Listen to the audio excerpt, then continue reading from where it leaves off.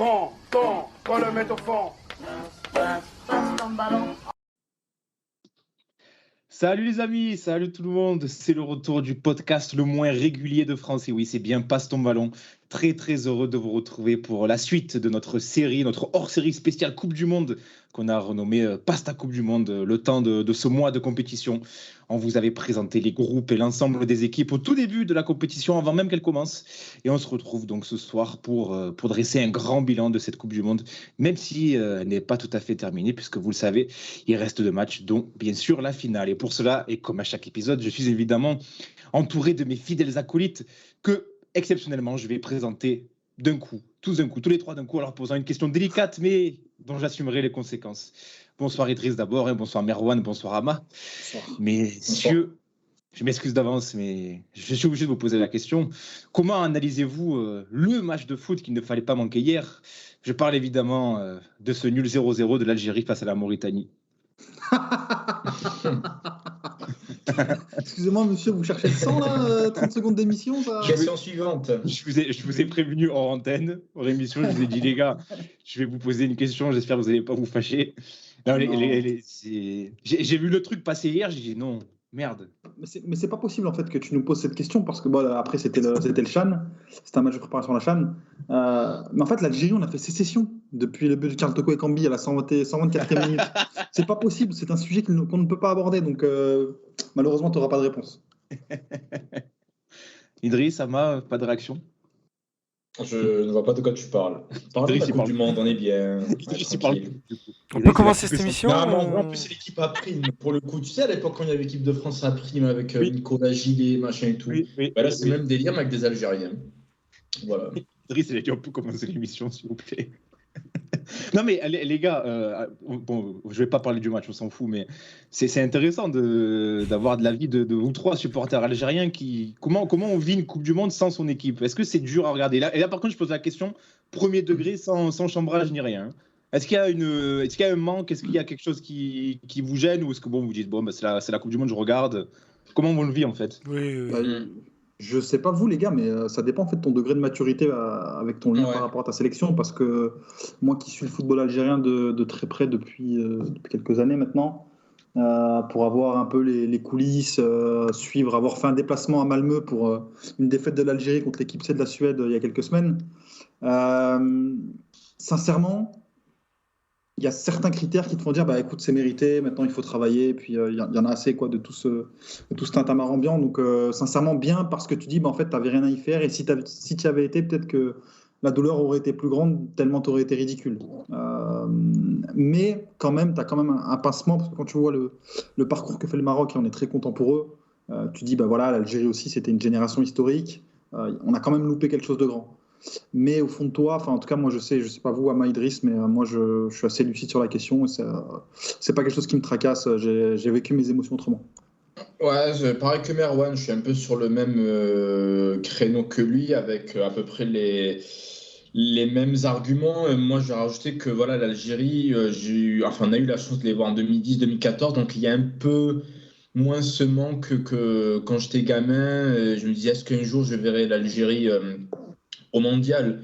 Mais non, honnêtement, je vis la Coupe du Monde, je la kiffe, et voilà quoi. Le seul moment où j'y repense, c'est quand je vois le Cameroun, et qu'en plus ils sont plus que moyens, pour ne pas dire autre chose. Et je me dis que oui, ouais, t'aurais pu yes, mais finalement pour faire quoi? Voilà, donc non, sans regret, honnêtement. Oui, si je peux oser une comparaison, c'est un sentiment qui se rapprocherait de ce que supporter l'OM, nous, on ressent quand on n'est pas en Ligue des Champions et que le mardi et mercredi soir, il y a les matchs de Ligue des Champions qui arrivent. C'est peut-être un peu ça, non?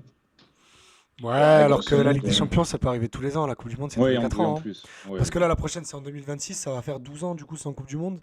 Si tant est qu'on y aille, parce qu'avec cette sélection, on ne le sait jamais. Mais bon, après, là, avec l'élargissement de la Coupe du Monde et le nombre de places à l'Afrique, ça sera moins...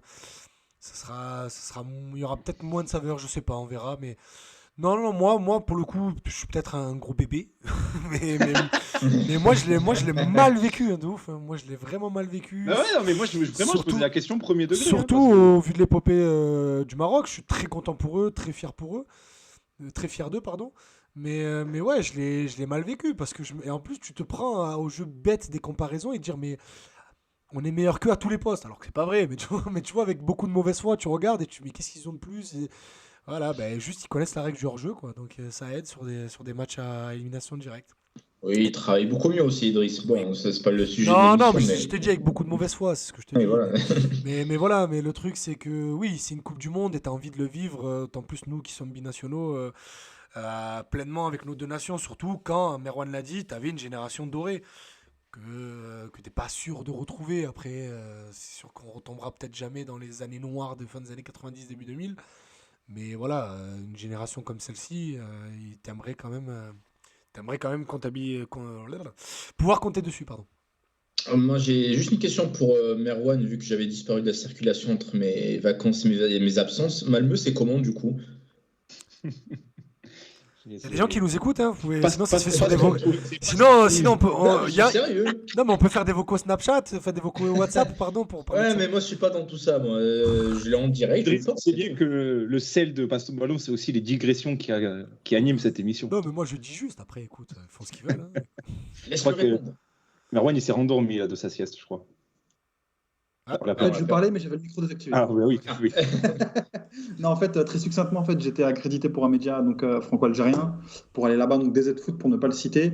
Donc où j'ai couvert le match, du coup pour le média en assistant à la conférence de presse et au match. Et donc c'était au stade de Malmö qui est très sympa, très bel accueil de la fédération suédoise de football avec la nourriture appropriée, hot dog halal d'ailleurs, voilà.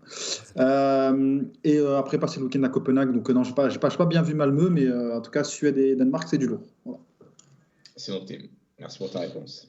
Voilà, c'était la minute tourisme de cette émission. C'est bien, C'est important, ma foi. J'ai mis une bonne ambiance là, pour débuter l'émission, c'est bien. C'est l'intro la plus longue de l'histoire aussi. On a fait 7 minutes. C'est vrai. Ouais, vraiment enchaîné. Donc les amis, on se retrouve donc pour un nouvel épisode spécial Coupe du Monde dans la lignée des hors-séries, des petites pastilles qu'on vous avait proposées au début de la compétition. Et bien cet épisode-là, on va dresser un grand bilan de ce mondial 2022. On va évidemment revenir sur les faits marquants de la compétition, les surprises, les révélations, les déceptions parce qu'il y en a eu aussi. Et puis on s'amusera à dévoiler nos tops, nos flops de cette Coupe du Monde, que ce soit les joueurs, les matchs, les équipes. On dira ce qui nous a plu, ce qui nous a moins plu. On finira évidemment par poser la question qui fâche, mais qui mérite peut-être d'être posée. On en parlera. Vient-on peut-être d'assister à l'une des plus belles Coupes du Monde de l'histoire? Et oui, le débat mérite d'être posé. Bref, le programme est chargé. Donc sans plus tarder, Passe ton ballon, saison 3, épisode 4. C'est parti, Idriss, jingle.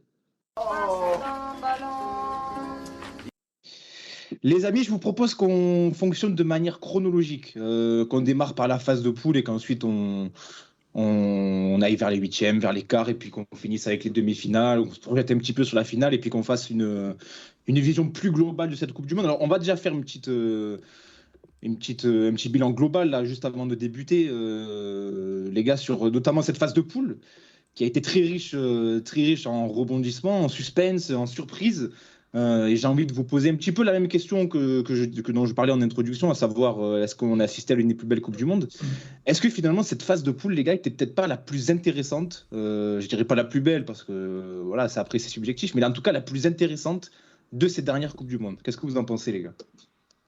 Ouais, je suis d'accord. Moi, c'est même la globalité de la Coupe du Monde que j'estime être la plus intéressante du 21e siècle, donc par rapport à 2002, 2006, 2010, 2014 et 2018.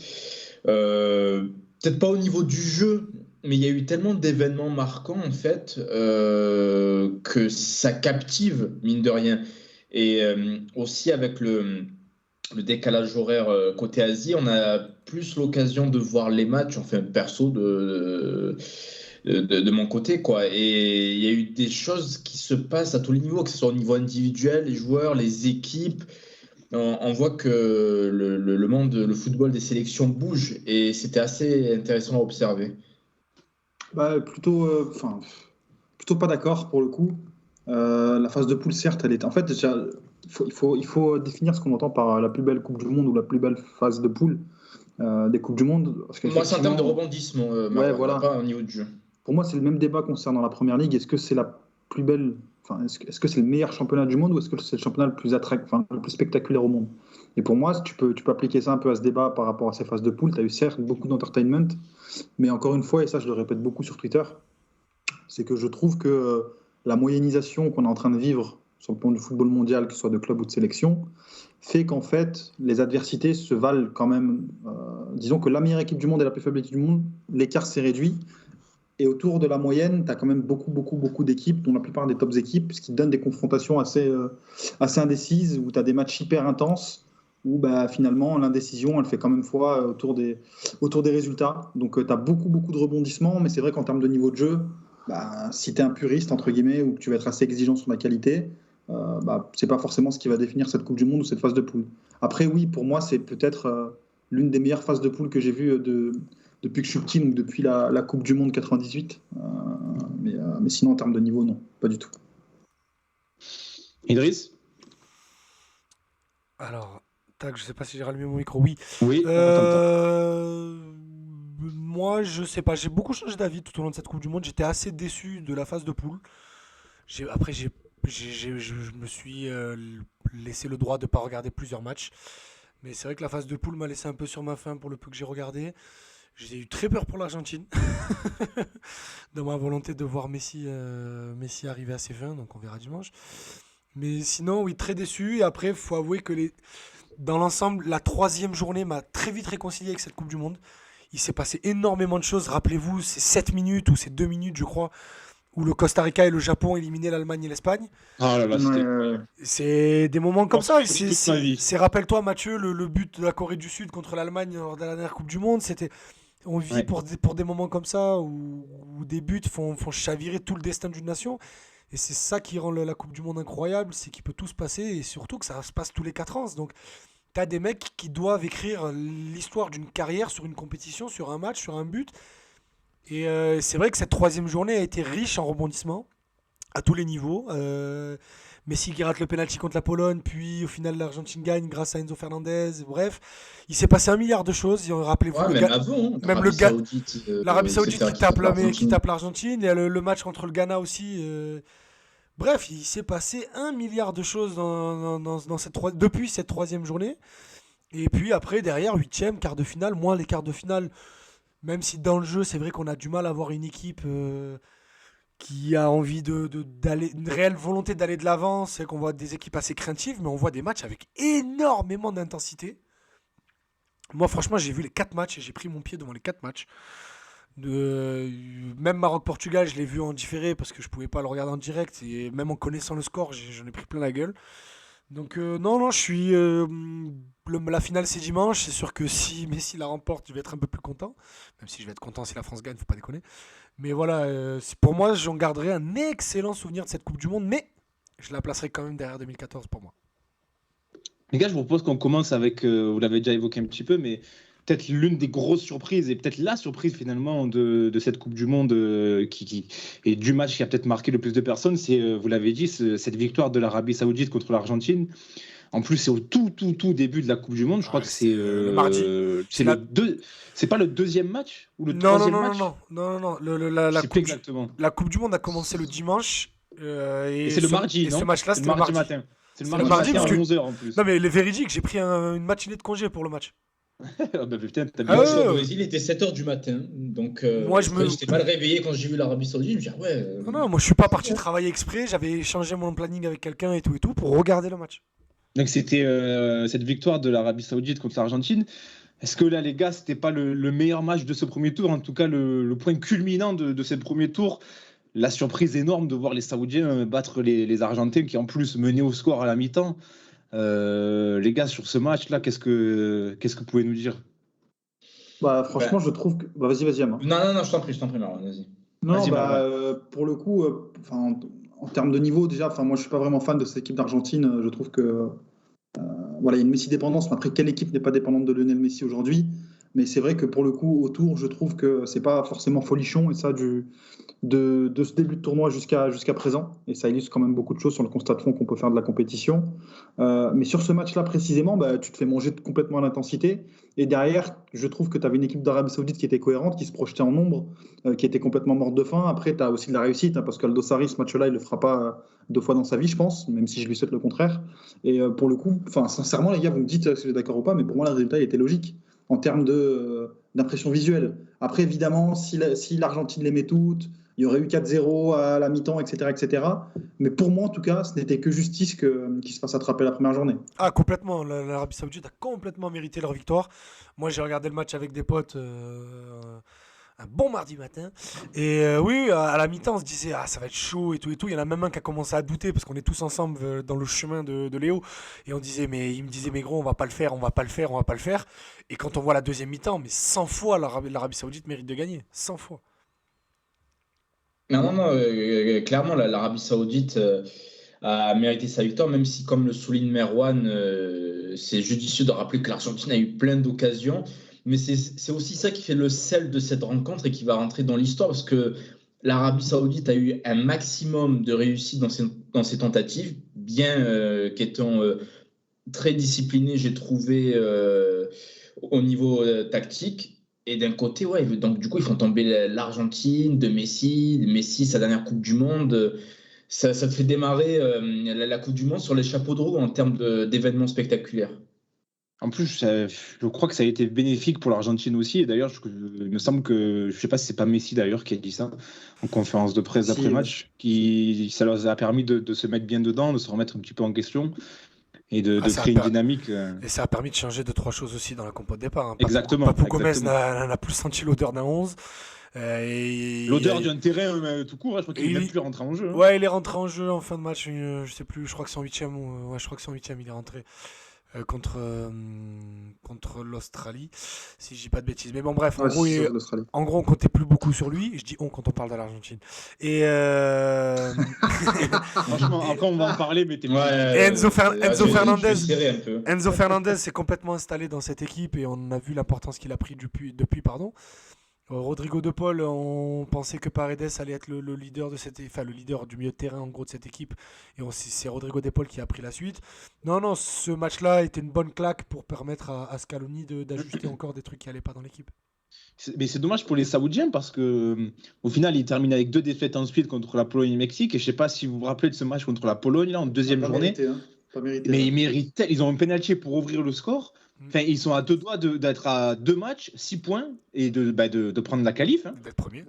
Ouais, d'être premier, de prendre la qualif. Il peut avoir d'immenses regrets, les Saoudiens. Hein. C'est après sur le dernier match, il lâche un peu. Ouais, c'est ça. Contre, c'est pas bien payé. Bon, je crois que c'est Lewandowski qui met le premier. Sincèrement, t'es dégoûté. Et puis derrière aussi, c'est dommage. Et c'est Hervé Renard qui disait ça au micro de Beansport. Quand il est interrogé sur le fait de savourer ou non cette victoire contre l'Argentine, il dit si derrière tu te qualifies pas, ça sert à quoi Après, évidemment, là, j'ai peut-être pas le recul, mais au final, on retient que les nations qui se seront qualifiées. Et aujourd'hui, l'Arabie Saoudite, quand on va faire les comptes du tournoi, voilà, il y a eu ce coup d'éclat, mais ça fera 10 secondes dans les discussions, pas plus, quoi. Parce que, imaginons que l'Argentine gagne. Bon, au final, ce sera complètement anecdotique ce qui s'est passé. Donc, c'est comme la Suisse qui avait battu l'Espagne en 2010. Oui. Oui, c'est vrai. C'était la surprise. Gelson Fernandez, non ? C'était pas Gelson Fernandez qui a mis je me souviens plus. Je me souviens plus, je t'avoue. J'en ai aucun souvenir. Les gars, l'autre coup de tonnerre de cette phase de poule, c'est l'Allemagne qui est encore éliminée pour la 2e Coupe du Monde consécutive. Les Allemands qui ne passeront pas les poules. Alors là, ils sont tombés dans un groupe assez compliqué. On l'avait dit dans notre présentation du groupe. On nous rappelle l'Allemagne qui était tombée dans le groupe du Japon, de l'Espagne et du Costa Rica. Donc là, grosse adversité. Et ça a eu raison de nos amis allemands qui se sont fait éliminer. Là, les gars, alors avant d'analyser vraiment ces matchs, j'ai envie de vous poser une question. Est-ce qu'il n'y a pas une impression de régression constante là, du foot allemand ? Déjà, les 2 dernières Coupes du Monde sont ratées. Le dernier Euro, c'est pas forcément bien passé non plus. Ça devient compliqué là, hein, depuis l'Euro 2016 et la demi-finale. Il se passe plus grand-chose au sein de la sélection allemande, les gars. Je sais pas si clairement, l'Allemagne, aussi bien dans l'imaginaire que dans les faits, c'est très souvent minimum demi-finale de compétition internationale avant. Tu vois, au début des années 2000. C'est l'équipe qui a le plus de demi-finales au monde. Ouais, exactement. Et là, qu'ils sortent 2 fois d'affilée en phase de groupe de Coupe du Monde, c'est un séisme. Je ne sais pas si on s'en rend compte. J'ai même l'impression qu'on n'en a pas trop parlé, limite, comme si c'était devenu anecdotique. Alors que non, on parle de l'Allemagne. Parce qu'il n'y a pas de joueurs de joueurs monstrueux qui incarnent cette équipe. Il n'y a pas de joueur monstrueux, mais un joueur encore iconique. Bon, les gens ne l'aiment pas, mais Müller, tu vois, c'est pas un esthète, mais c'est le mec qui représentait l'Allemagne, qui gagnait justement. Il commence ses 2 premières Coupes du Monde en 2010, en 2014. Il marque 5 buts à chaque fois, et tu le voyais, c'était un mort de faim. Il sentait les actions, etc. Là, il ne sent plus rien, comme son équipe au final. Il y a un creux générationnel. Là, ils ont changé. Je pense pas qu'il y ait véritablement un creux générationnel, tu vois, moi. Je pense qu'ils ont des Regarde la défense quand même, Merwan, tu vois, c'est... Bien sûr, mais quand tu vois que tu as des équipes qui... Enfin, en gros, tu n'as pas besoin d'être dans une génération de zinzin pour te qualifier, pour sortir des groupes. Ça, tu je pense, tu vois, qu'il y a quelque chose de plus profond, et il y a quelques journalistes qui ont commencé à en parler, c'est qu'il y a des dissensions au sein du groupe allemand. Il y a, je pense, aussi un écart générationnel entre des anciens et puis peut-être des nouveaux. Tu avais un exemple tout bête, qui était cet épisode de la main sur la bouche. En fait, les Allemands n'étaient pas d'accord entre eux pour le faire, avec la fédération non plus. Et en fait, le fait de le faire, le fait que certains se sont sentis forcés de le faire, c'est Paulo Breitner, je crois qu'il l'évoquait à l'after. En fait, ça en a crispé certains. Et derrière, en fait, tu as eu plusieurs clans, dont notamment un certain clan, donc Ter Stegen, je crois, et d'autres qui accusaient, en fait, j'ai un trou de mémoire, le sélectionneur allemand, comment il s'appelle ? Hansi Flick, évidemment, de faire du favoritisme pour le clan du Bayern, en fait, au sein de l'équipe. Et derrière, tout ça fait qu'en fait, il y a un climat pourri qui se traîne. Et c'est aussi pour ça qu'il y a ce débat, il faut tourner la page de cette génération victorieuse. Et ça devait déjà être le cas lors de la présente Coupe du Monde. En fait, c'est une page qui n'a jamais été tournée ou qui n'a jamais été bien accompagnée. Et on voit que finalement, ils se traînent des casseroles toutes ces années, alors que dans le contenu, c'est pas incroyable, mais c'est pas horrible non plus. Et le prochain Euro est à la maison. Oui, en 2024. Il est en Allemagne. Oui, le prochain Euro est chez eux. Uniquement en Allemagne ou c'est un multi-pays ? Non, uniquement en Allemagne. Non, c'est qu'en Allemagne. Ok, sympa. Justement, pour ajouter un point sur le creux générationnel, un truc tout con, l'Allemagne, c'est peut-être cliché de dire ça, mais avant, ils avaient toujours un attaquant qui, tu vois, il mettait le pied qui traîne, etc. Même au début des années 2000, tu avais des Christian Janker et tout, c'était pas les plus grands buteurs d'Europe, mais ils plantaient. Là, tu vois que des faux neufs, machin, tu vois, c'est pas l'Allemagne que tu as connue quand tu étais plus jeune. Il y a vraiment un truc qui se passe. Non, mais Est-ce que tu penses qu'ils se sont éloignés de leur identité ? Regarde le secteur. Oui, ça c'est possible, mais par contre, leur secteur au milieu de terrain, il est incroyable. Tu regardes les noms qu'ils peuvent aligner au milieu. Oui, je te parle pas de ça, moi je te parlais du neuf, le mec qui finit. Non, mais j'ai compris, mais je te dis, c'est pas un creux générationnel, c'est juste un manque sur un poste, comme on croyait qu'il allait avoir. Qui dure depuis des années. Oui, non, c'est vrai, j'étais en train de réfléchir. Non, mais au début des années 2010, on disait la même chose parce que c'était Müller qui jouait en pointe. Bon, au final, ils sont champions du monde avec Klose titulaire en finale et même en demi en finale contre le Brésil. Klose, c'est Klose, hein. Oui, mais c'est Klose. Tu viens de citer un mec qui plantait. Oui, mais c'est Klose, 36 ans. Mais quand même. ce que je veux dire. C'est Miroslav, respecte Miroslav. Bon, vous faites exprès de pas comprendre ce que je dis. Mais c'est pas grave.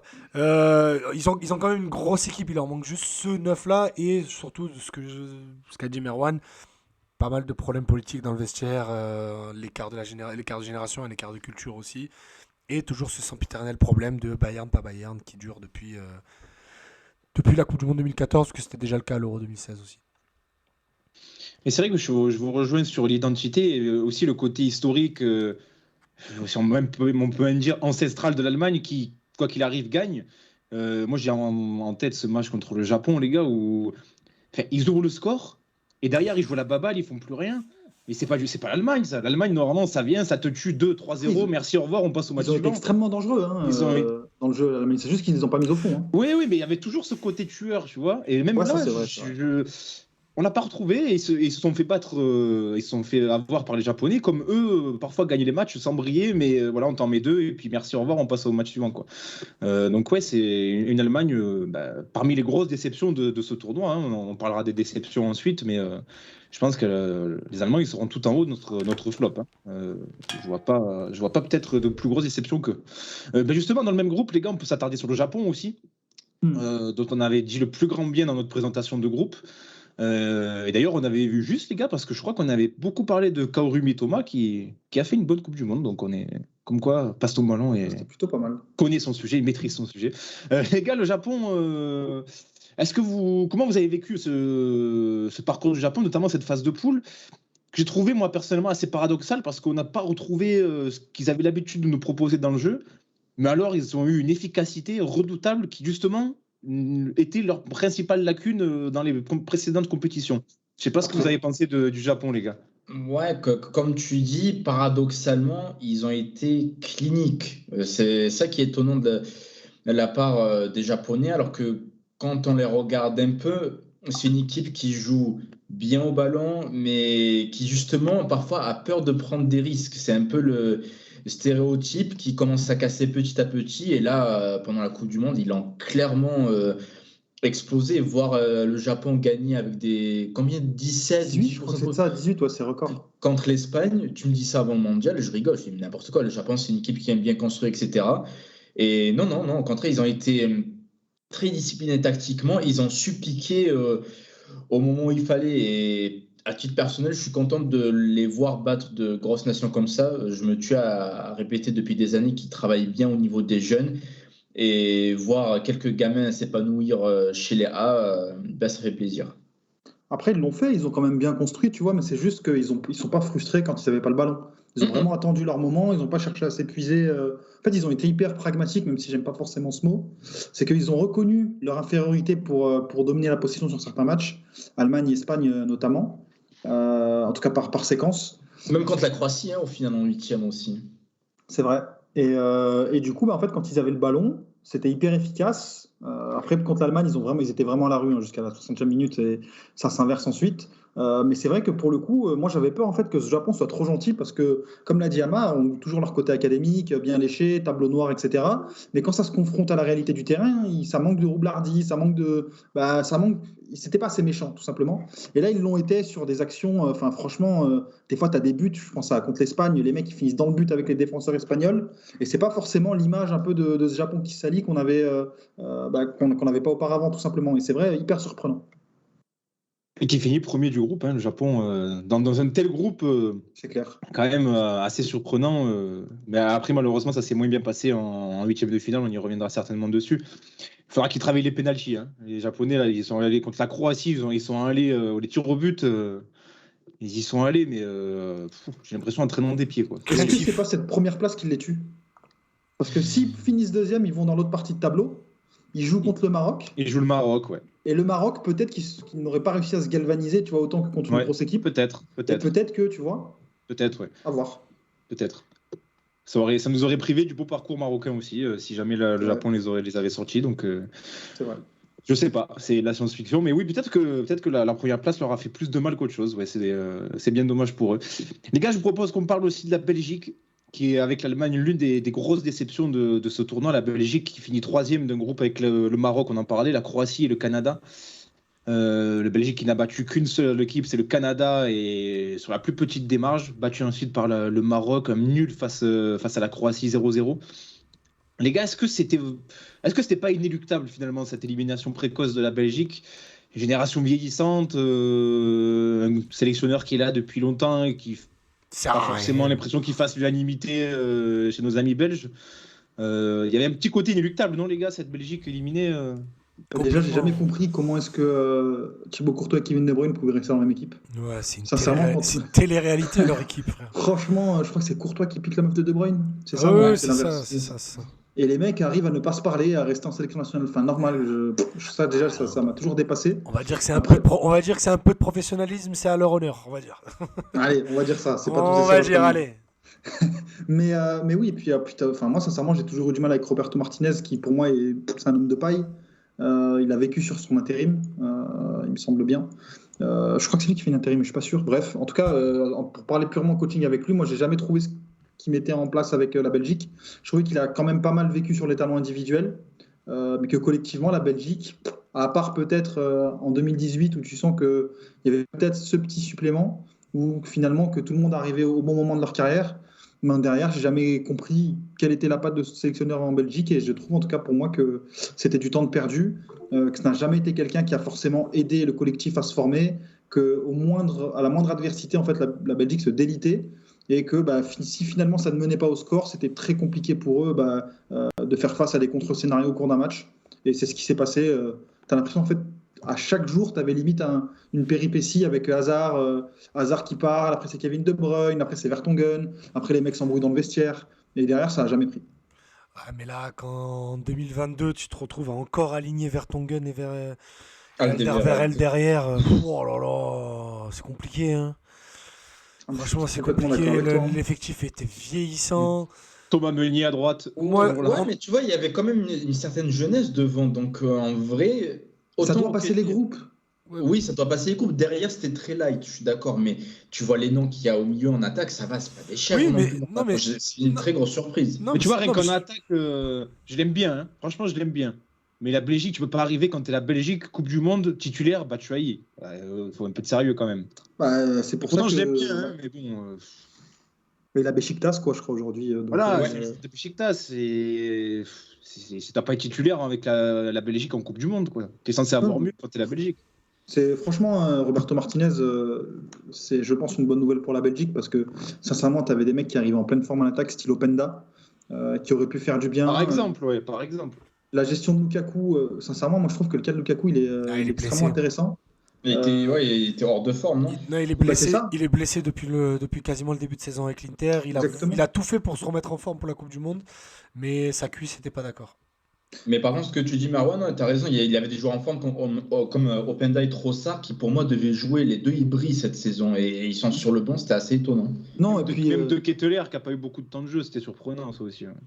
Mais il était blessé, lui, non ? Il était pas fait. Non, il était dans l'effectif. Je l'ai vu rentrer une fois ou deux, justement. Oui, il est rentré. Non, mais il était en forme. Mais on a eu une demi-heure d'Eden Hazard lors du premier match, je crois que c'était contre le Canada. On s'est dit, Eden, là, il est revenu. Eh ben non. On a un peu grassouillé, Eden. Hein. Franchement, on l'a vu, c'est compliqué physiquement. Hein. Ouais, donc il était tout sur une génération vieillissante. Voilà, donc, bon. Non, et puis, il y a des trucs, moi, qui me font rire avec la Belgique, c'est qu'en fait, t'as l'impression que c'était Roberto Martinez, il a vu par séquence que ça marchait, certains trucs, et il s'entêtait avec les mêmes choses pendant des années. Jérémy Doku, il joue. Il est dans la liste, alors que le mec, il a des problèmes de blessures et de régularité à Rennes depuis des mois. Le gars est là. Lukaku, au final, ça devient le mec par lequel tu définis ton échec à la Coupe du Monde, alors que finalement, le gars, il a joué 60 minutes en 4-5 mois. Et derrière, tu dis, putain, si Lukaku les avait mises, le Belgique, on serait peut-être pas là. Sauf que Lukaku, normalement, t'es même pas censé compter dessus. Tellement c'est le néant autour. De Bruyne, gros flop de la Coupe du Monde. Mais en même temps, tu regardes autour de lui, tu sens que ça le fait chier d'être là. Ben oui. Ça le fait chier d'être là.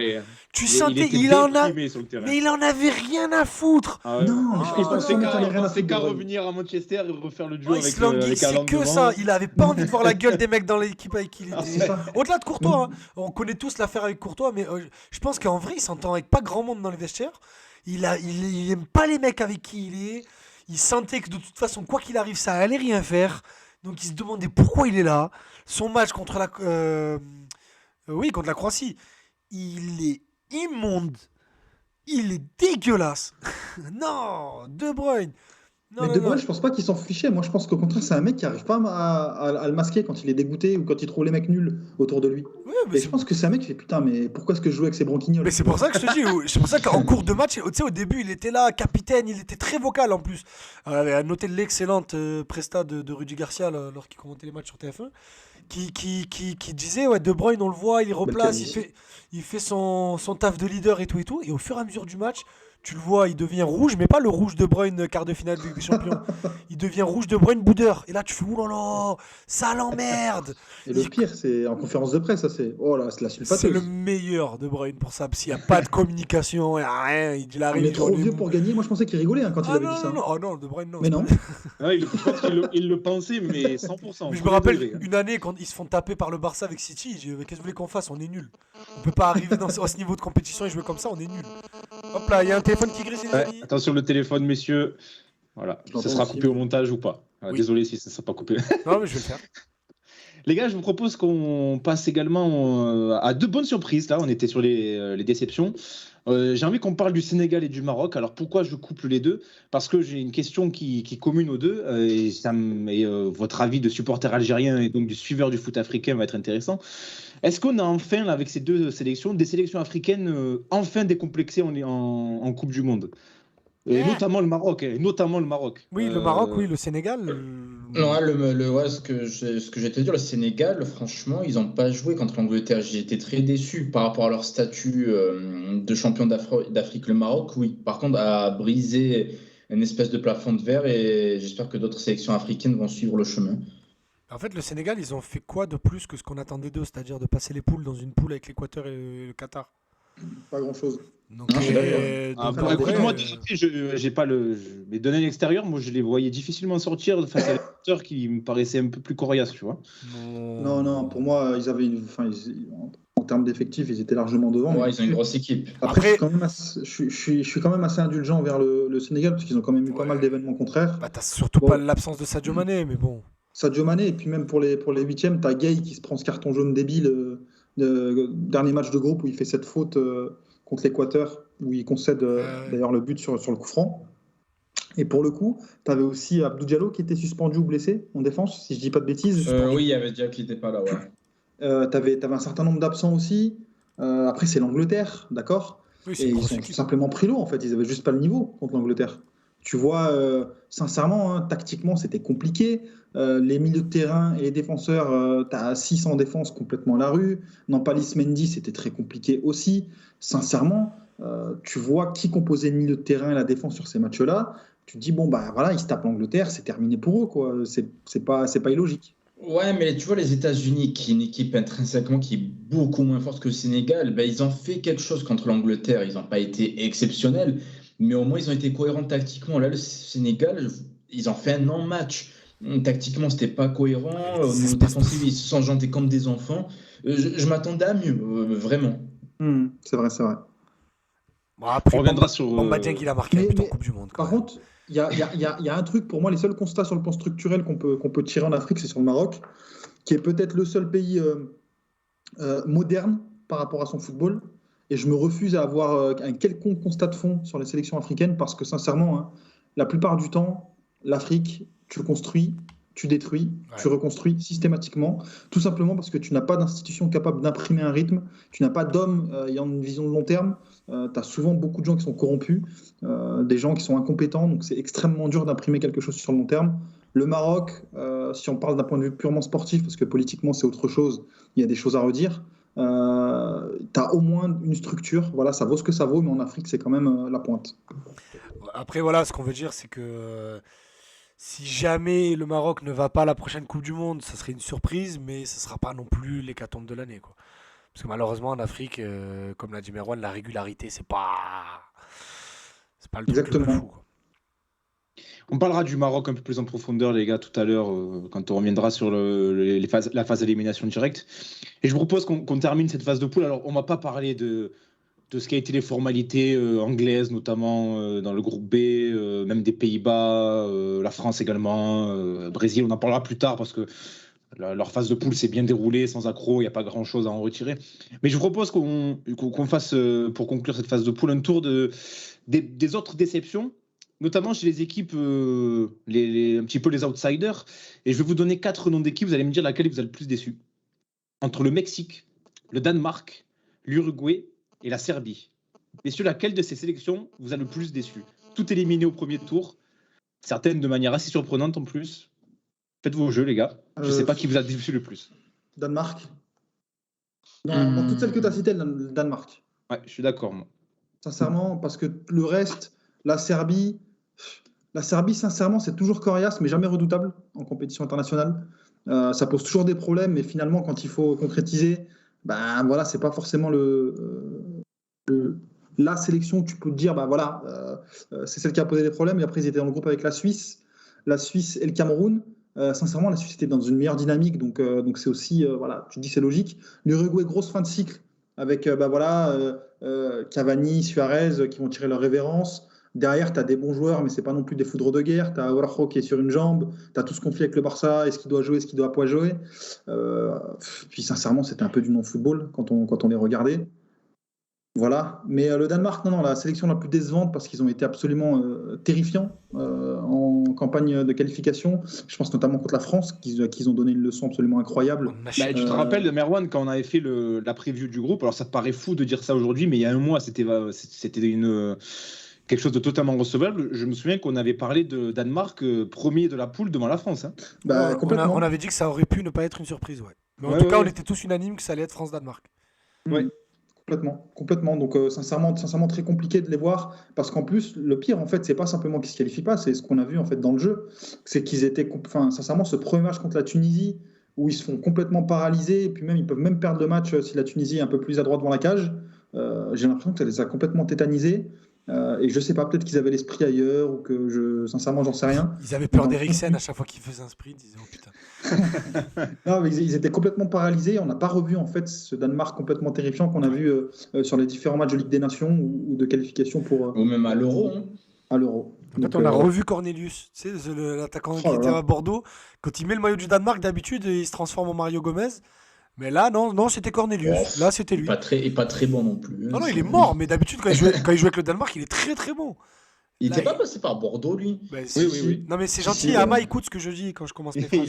Idriss l'a dit il y a 10 secondes. Ouais, mais c'est pas grave. Des problèmes de casque. Non, il est à l'ouest complet. Là. Après, ça décharge, les supporters de Bordeaux s'en souviennent pas non plus, à mon avis. Oh, si, t'inquiète que oui.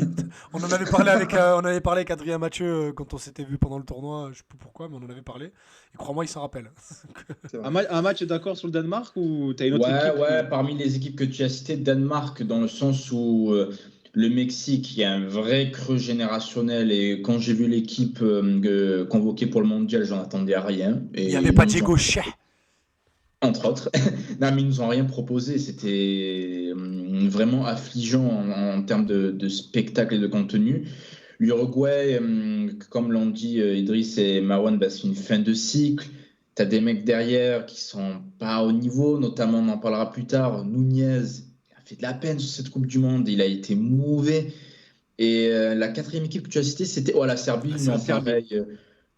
Non, c'est pas une équipe qui me faisait arriver sur le papier. Alors que le Danemark, non seulement c'est une équipe qui n'était pas trop mal sur le papier, mais en plus qui avait un groupe abordable. Et le Danemark, au final, c'est l'équipe qui a posé le moins de problèmes à la France. J'aurais jamais cru dire ça après la phase de groupe. C'est clair. Et puis surtout, en termes de contenu, on les avait déjà vus en fait. On savait qu'ils étaient capables de produire un football de très haut niveau. Et puis tu peux te dire que ce qui s'est passé, Eriksen, c'était quand? C'était au dernier Euro, c'est ça? Oui, il y a un an et demi. C'était quand même l'équipe où tu te dis, collectivement, ils étaient soudés, il y a une histoire commune, etc. Du moins, il semblait se dégager un esprit de cette équipe. Et finalement, ça s'est complètement effondré. C'est en ça que, pour moi, c'est l'un des plus gros flops de cette phase de poule. D'autant plus que la poule, pour eux, elle était complètement abordable. Mais par contre, confirmation que Lindström, il va aller très loin, ce mec. Hein. On est d'accord. Parce que même là, dans une équipe qui galère, lui, quand il a le ballon dans les pieds, il se passe quelque chose quand même. Capable de détruire la défense de l'Olympique de Marseille. C'est déjà arrivé. Mais ça, on a vu. Mais après, des mecs capables de défoncer la défense de l'OM, on en a vu plein. Hein. Mais ouais, lui, quand il prend le ballon, il se passe quelque chose quand même. C'est vrai, à suivre. Écoutez, c'était tout pour cette phase de poule, les gars. Donc, on disait une phase de poule très riche, avec beaucoup de surprises et aussi beaucoup de déceptions, on l'avait vu. Et je vous propose qu'on enchaîne sur la phase élimination. Alors, on va y aller équipe par équipe tout doucement. Et je vous propose qu'on commence par l'Espagne, parce qu'elle s'est fait éliminer dès les huitièmes de finale par la sélection du Maroc, on le disait. Cette équipe d'Espagne qui n'a déjà pas été souveraine en phase de poule, on en a parlé rapidement. Battu par le Japon, un nul contre l'Allemagne. Et ce 7-0 finalement en trompe-l'œil contre le Costa Rica. Oui, je ne sais pas qui a parlé. Non, j'ai dit non, mais sincèrement, ça me fait plaisir qu'ils sortent l'Espagne parce que Luis Enrique était complètement antipathique. Sincèrement, le streamer. Louis-Henri le streamer. Oh là là là là. Non, mais en fait, moi, ce qui me gavait complètement, c'est que déjà, il était dans ses discours complètement idéalistes par rapport au football, qu'il était repris par toute la bien-pensance du football Twitter avec des extraits. Oui, voilà, votre enfant, ne lui dites pas qu'il faut performer, il faut qu'il s'amuse. Des portes ouvertes que tout le monde relayait comme si c'était un génie qu'il avait inventé dans le tiède. Alors que pour le coup, sur le terrain, tu as une équipe complètement stérile, d'accord, qui choque depuis qu'il est là. Certes, c'était du tableau noir. En fait, pour moi, cette équipe, elle incarnait tout le fétichisme que je ne peux plus me voir dans le football actuel. Tu gagnes le match quand tu as 70% de possession. Derrière, tu n'interroges rien. Les individualités, tu les vois plus belles que ce qu'elles sont. Tu as des choix en termes de sélection de joueurs qui sont franchement étranges. Tu n'as pas de neuf dans l'équipe.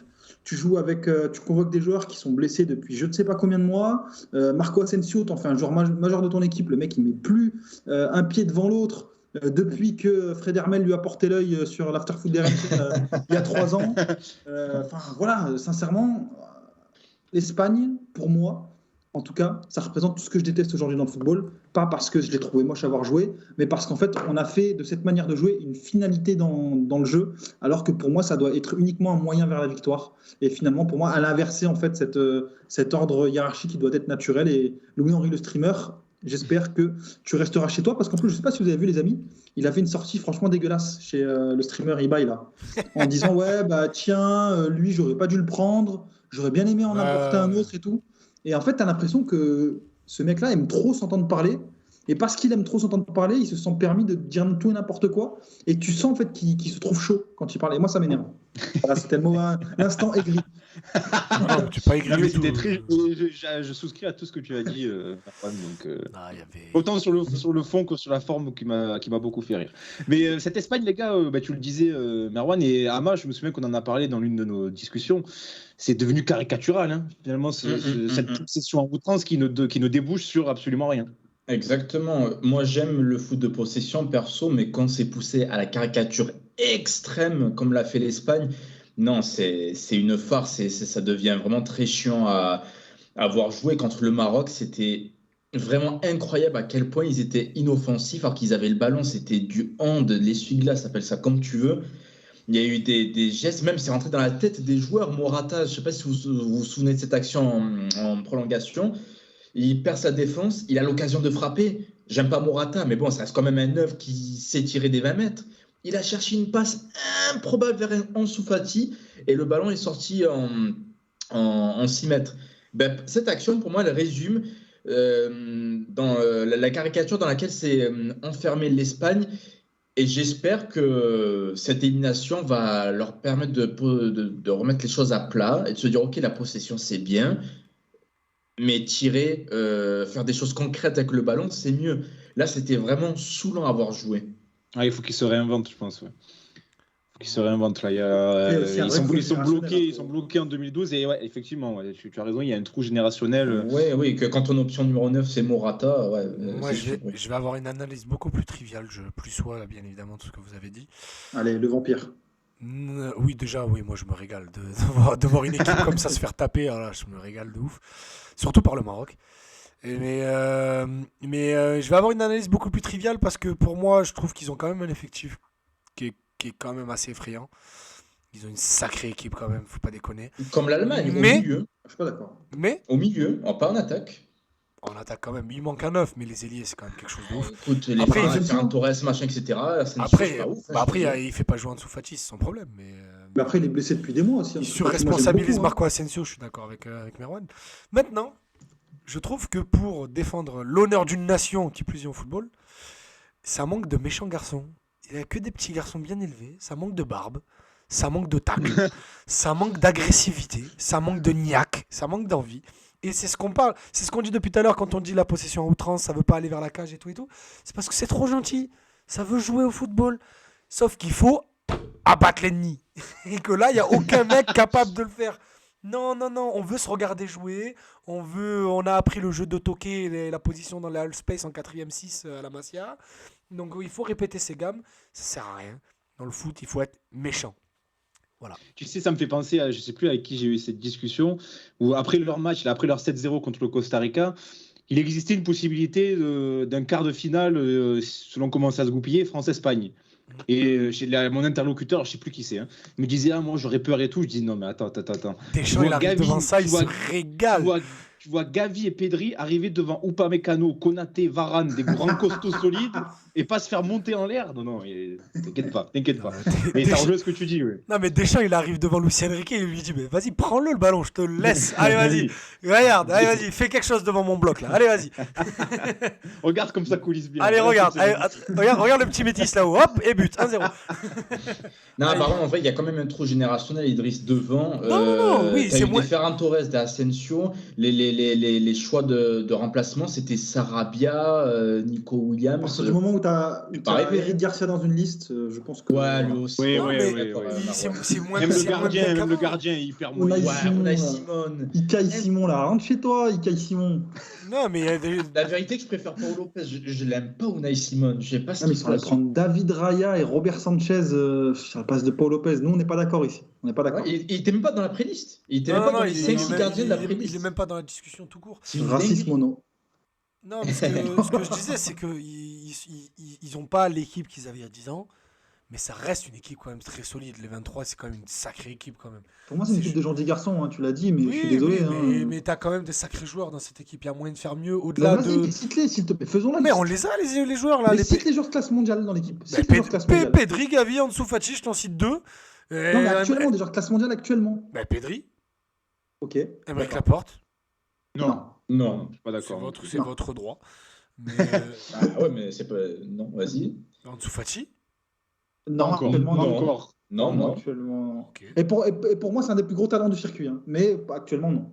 Pas encore. Mais bon, bref, ils ont quand même une bonne équipe. Après, de là, les faire. Tu vois, t'es pas allé loin finalement. Non, mais parce que vous dites non à chaque fois. Je vais pas faire les 23. Mais non, Ansu Fati, il est souvent blessé. Je te dis pas qu'il est mauvais, il est très bon. Mais on est à 50 minutes d'émission, on va juste avancer. Ils ont quand même une bonne équipe. C'est juste que, ok, ils étaient capables de faire mieux, mais c'est pas non plus un creux générationnel incroyable. C'est pas l'Italie. L'Italie qui, elle, est vraiment dans moi, je te dis que si, voilà. Allez, les gars, on conclut sur l'Espagne. Bon, on en a assez dit. Juste, les gars, un tour rapide de ces huitièmes. Ça a été peut-être le tour le moins disputé. Hein. Les Pays-Bas qui passent tranquillement contre les États-Unis. Le Brésil sans broncher contre la Corée. L'Angleterre, on l'a dit, 3-0 face au Sénégal. Le Portugal qui en met 6 à la Suisse. Ça aussi, c'était assez surprenant. Même la France, ça a un peu souffert pendant un quart d'heure, mais face à la Pologne, au final, il n'y a pas trop eu de match.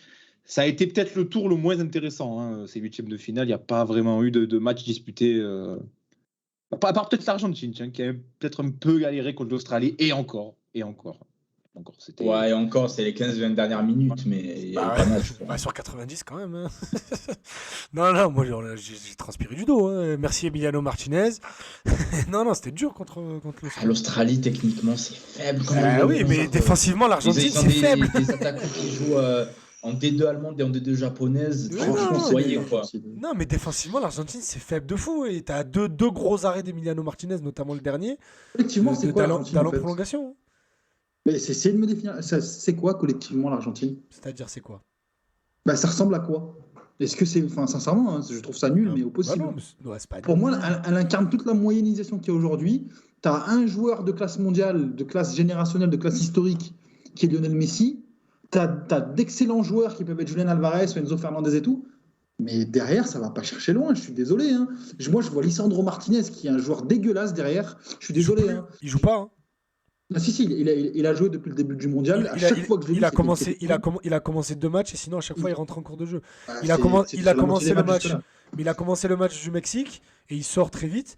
Et il a commencé le match face aux Pays-Bas parce que Scaloni voulait la défense à 3. Oui, mais sinon c'est Romero le titulaire. Mais moi je le préfère en plus à Romero, à Lisandro Martinez. Hein. Je le trouve horrible. Moi, sincèrement, après moi c'est pas sur lui que je fais le cas, hein, mais c'était un parmi d'autres.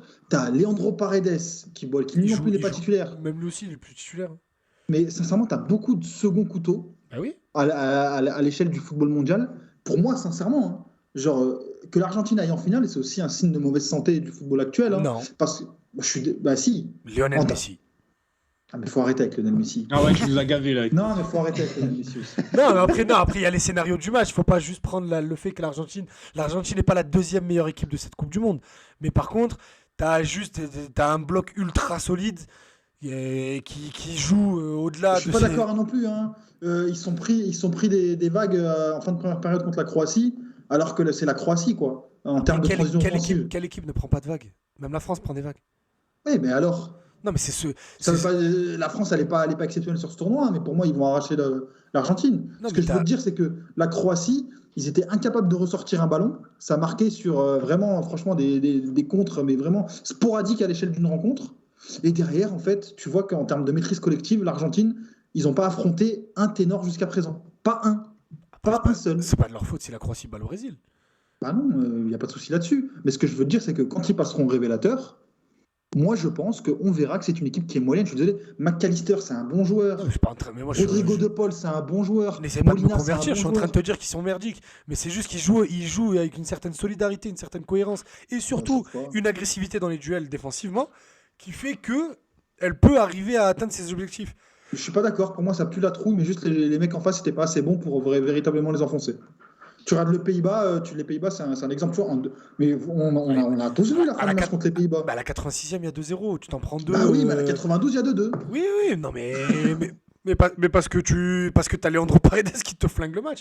Mais pas aussi parce que ça pue la trouille, la combinaison. Oui, en fait, c'est ça. Sérieux. Je suis d'accord avec Merwan. Le problème de l'Argentine, c'est la gestion des émotions. Oui, mais franchement, je suis d'accord avec lui. Le deuxième match de poule contre le Mexique, ils sont tous en train de chialer déjà, les gars. Oui, Pablo Aimar, il fait de l'apoplexie. Merde. Non, mais moi, ça me gave au bout d'un moment. T'as pas le droit de laisser les gens vivre et ressentir leurs émotions comme ils veulent. Le mec, ils ont pas le droit d'être stressés. Et arrête, on est en deuxième match de poule de Coupe du Monde. Mais ils sont t'as en train perdu de le chialer premier. déjà. Mais t'as perdu le premier. Tu fais comment si tu perds le deuxième? Mais tu sors et puis voilà. Mais c'est pas tout. Voilà, ils ont pas envie. C'est caca. Notre époque, Pablo Aimar, il y avait 0-0, il était en train de chialer sur le banc. Mais laisse-les vivre leurs émotions comme ils veulent. Dès qu'un joueur marque vieux au pays, c'est mais non, mais ça traduit une certaine fragilité. Mais oui, mais ils le sont. Mais je vous contredis pas. Je donne un autre avis, mais je contredis pas. Bien sûr, c'est une équipe moyenne, mais elle est pas non plus faiblarde. Elle a du mal à gérer ses émotions complètement. C'est pour ça qu'elle a failli sortir. C'est pour ça qu'il y a beaucoup trop de pression sur Léo Messi et sur certains autres joueurs qui sont sortis de l'équipe, notamment Papou Gomez, qui surjouait. Angel Di Maria aussi jouait blessé. Et lui aussi, il devenait toxique. Il est sorti de son équipe. Et voilà. L'équipe s'est adaptée. Elle a fait les bons ajustements pour arriver à l'objectif, c'est d'arriver en finale. Adaptée à elle-même. Voilà. Je suis désolé, à ses propres même Scaloni, je suis désolé, Scaloni, il va falloir passer ça au révélateur. Mais révélateur de quoi? On le dit, regarde la liste, elle est merdique. Moi, sincèrement, Brésil-Argentine, moi, je veux dire ce que je change, j'en peux plus, moi, des équipes sud-américaines, de ces équipes-là. Je suis désolé, ça chiale toutes les 2 secondes. Un joueur, il marque, il est déifié au pays. C'est bon. C'est bon. Ça me gave aussi. Pourtant, j'aime la passion qu'ils peuvent avoir, mais là, ça devient toxique, c'est n'importe quoi. C'est bon. Oh là là, les GG d'RMC, la vie de ma mère. C'est bon, on les espingouins, là, comme chemin, ils pleurent encore pour du ballon. Non, mais je suis désolé, mais le pire, c'est saoulant. C'est des joueurs moyens, c'est des têtes à claque en plus. C'est saoulant. Rodrigo de Paul, on te parle. Mais si eux, ils ont envie de déifier des joueurs de merde, c'est leur problème. C'est mon problème si je les critique. Je pense que Merwan et moi, on parle pas des supporters, et ça, pour le coup, rien à dire. C'est magnifique ce qu'ils font en tribune, il n'y a pas de souci. Ils vivent le supporterisme comme ils le veulent. Moi, je parle des joueurs. Quand tu vois Martinez, il chiale après je sais pas quel match. Non, mais moi, ce qui m'a choqué, c'est Pablo Aimar, l'adjoint. Il y a 0-0 Argentine-Mexique. C'est la deuxième. Et l'action où il est pas bien, c'est sur le but de Messi. C'est le but. Il est en train de pleurer. C'est bon. Putain, tu vois Guy Stéphane, toi, pleurer contre l'Australie, toi. Leandro Paredes, ses déclarations. Ouais, moi, je m'en fiche de moi. Faut qu'on gagne pour Messi. Va te faire encadrer. C'est bon, au bout d'un moment. J'en peux plus aussi. C'est bon. J'ai entendu Idriss Kasmi. T'en passes ton ballon. Les GG d'RMC, la vie de ma mère. Et après, après, là, en demi-finale, le scénario a joué pour eux, mais je les ai trouvés plus calmes, justement, face à la Croatie. Peut-être justement parce qu'ils ont marqué rapidement.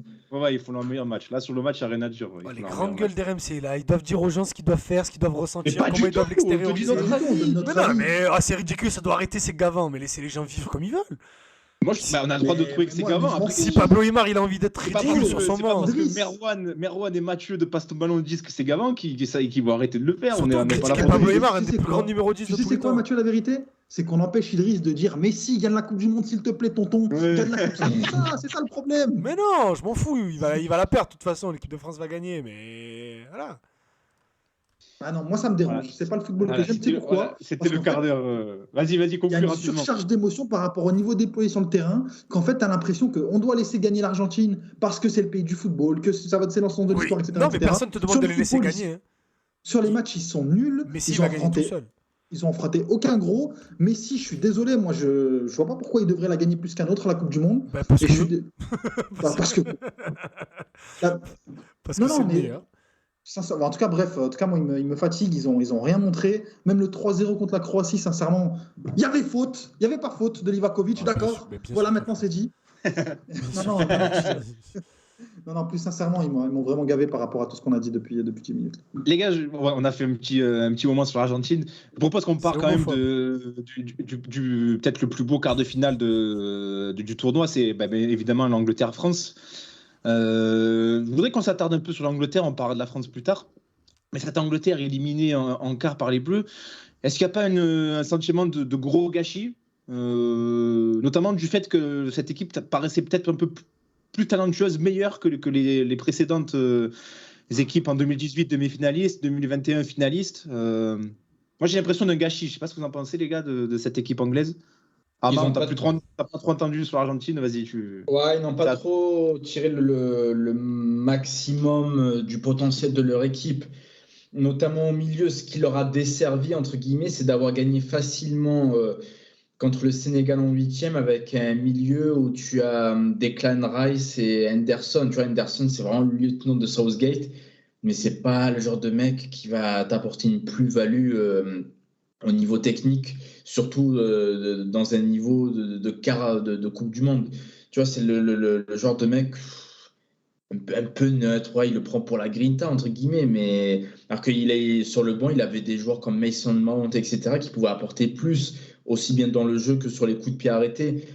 Et au final, encore une fois, l'Angleterre, belle équipe sur le papier, mais on voit ses limites, peut-être pas individuelles, mais au niveau collectif, même si globalement Southgate a eu de bons résultats dans les compétitions internationales, que ce soit l'Euro 2021, la Coupe du Monde 2018 où ils font demi, mais il manque un truc, peut-être une fragilité mentale là aussi, je sais pas ce que vous en pensez. Des joueurs de classe mondiale, tout simplement. Tu as aujourd'hui Harry Kane, et pour moi, quand tu te reposes, parce que les meilleurs joueurs sur le match, bon, c'est Kane évidemment, et pour le coup, vrai bon joueur, il n'y a pas de souci. Mais pour moi, en fait, tes autres vrais bons joueurs, et pour le coup, je trouve qu'il n'y en a pas 50 en Angleterre, c'est des joueurs très jeunes. Phil Foden qui pour moi va dominer à son poste.